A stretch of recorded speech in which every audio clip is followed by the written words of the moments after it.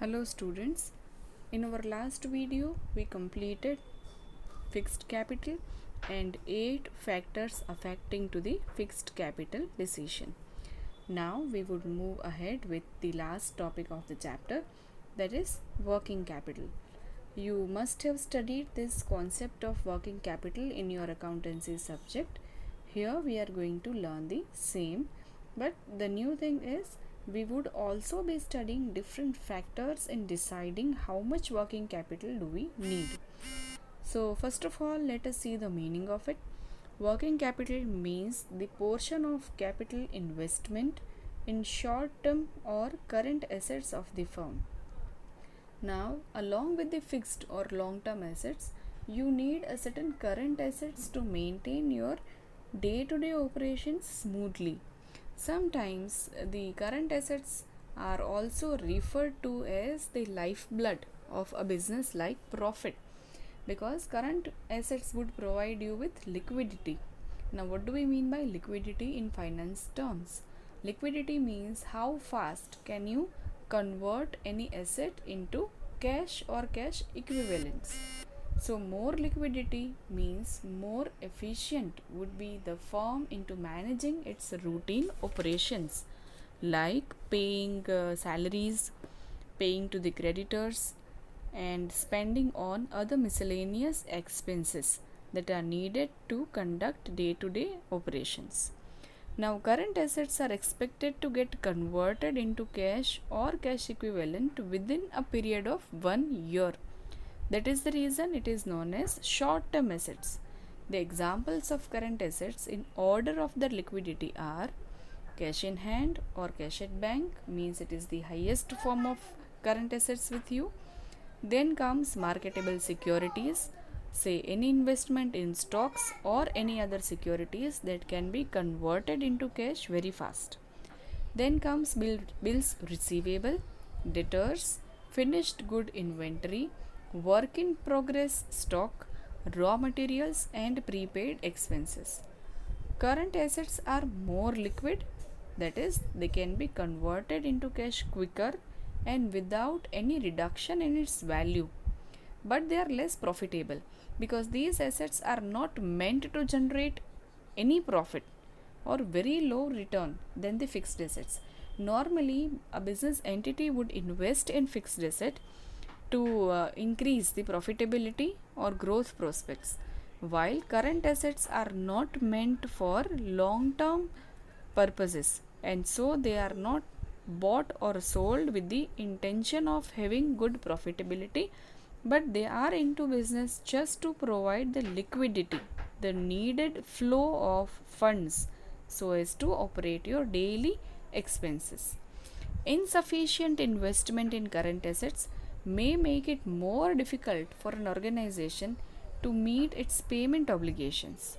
So, however, these assets provide little or low return. Say you have a lot of debtors, so they are an asset to you, that you have so much of your funds, your sales blocked with debtors, but it won't generally add to your profitability, but certainly it would affect the liquidity of the firm. Hence, there should be a balance between liquidity and profitability. So, working capital decisions, or they are also known as short term investment decisions, would affect the liquidity as well as profitability. Some parts of the current assets are financed through the short term current liabilities. The current liabilities would include bills payable, creditors, outstanding expenses, etc. And the rest, that is remaining of the current assets, are normally financed through long term sources. So, net working capital is nothing but CA minus CL, that is excess of current assets over current liabilities. I hope the meaning and distinction between current assets and fixed asset is clear to you. Just remember this, current assets are nothing but the assets which would provide you with liquidity to conduct your daily operations, your daily monetary operations smoothly, right? And net working capital means excess of current assets over your current liabilities. And normally current assets are known as short term assets, to be financed through the short-term liabilities only. Let us see the factors affecting working capital requirements. Here some factors are quite similar to the factors affecting the fixed capital requirements. Say first, second. They both are similar to the first and second point given in the fixed capital requirements. Here you just have to change the words from fixed capital requirement to the working capital requirement. The first factor that would help us deciding the level of working capital or determinant of working capital in our business is nature of business. It's very obvious that if you are having a trading concern, you would need less amount of working capital because you do not have to process or manufacturing anything. There is no distinction between raw material and finished good. Whatever you buy, you have to sell. You are not processing over it. Sales can be affected immediately upon the receipt of materials, sometimes even before that. They say you pre-book your orders, right? So even before you get your goods, your orders are booked and you can immediately sell them.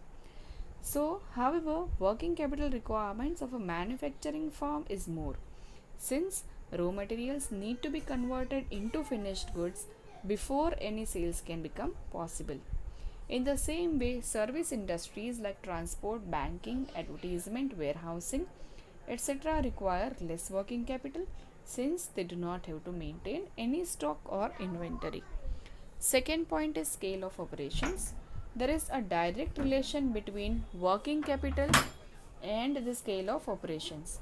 Large companies need more working capital as their inventory level, debtors, etc. are high, while the companies operating on a smaller scale would require less working capital due to low level of activity.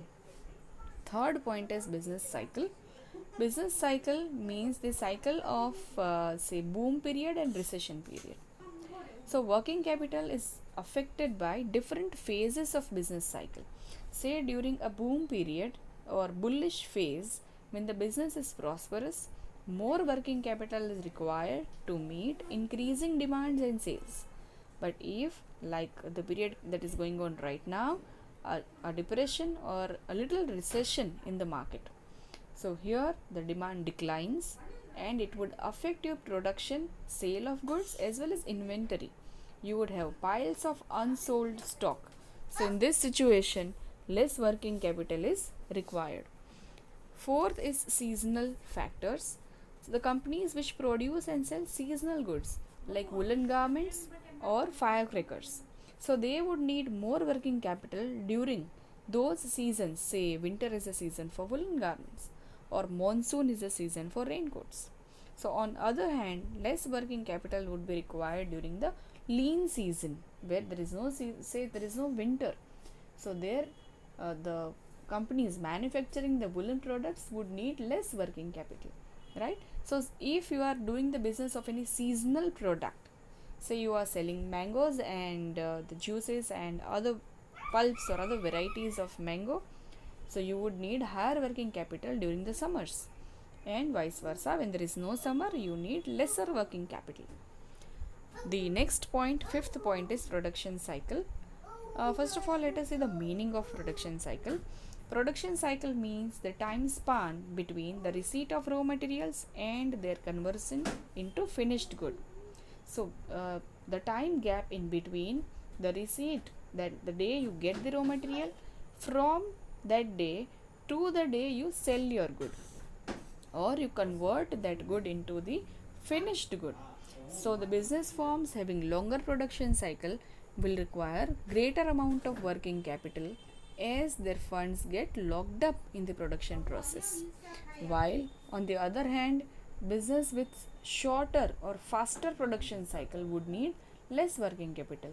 For example, if you are having an automobile manufacturing firm, then you would need more working capital, because from the day you receive the raw material, from the day you manufacture your car or any other vehicle, say tractor or a truck, that gap itself is quite big, so you need more working capital. While if you are running a bakery where the time required to manufacture something is very short, say 1 or 2 hours, you need less working capital. The next point is credit allowed. Credit allowed means the average time period you give to your buyers to pay you back. So, in other words, the time period for collection of sales proceeds. It depends on number of factors like level of competition in the market, credit worthiness of clients, etc. A company which grants liberal credit to its customers needs more working capital. Obviously, because if you are giving lot of credit time to your customers, say you buy today and you pay back after 2 months or after 3 months or after 4 months. So by that time those 2 months or 3 months get over, you need some money so as to run your business. So in case you give more credit to your customers, you would need more working capital. And in a case where you follow strict credit policy, say strictly 15 days or a month, then you would need less amount of working capital. So it is known as credit allowed. You give your credit to your customers if it is more number of days, number of months, then you need more working capital, and vice versa. The next remaining point, 6 in number, I would explain in my next video.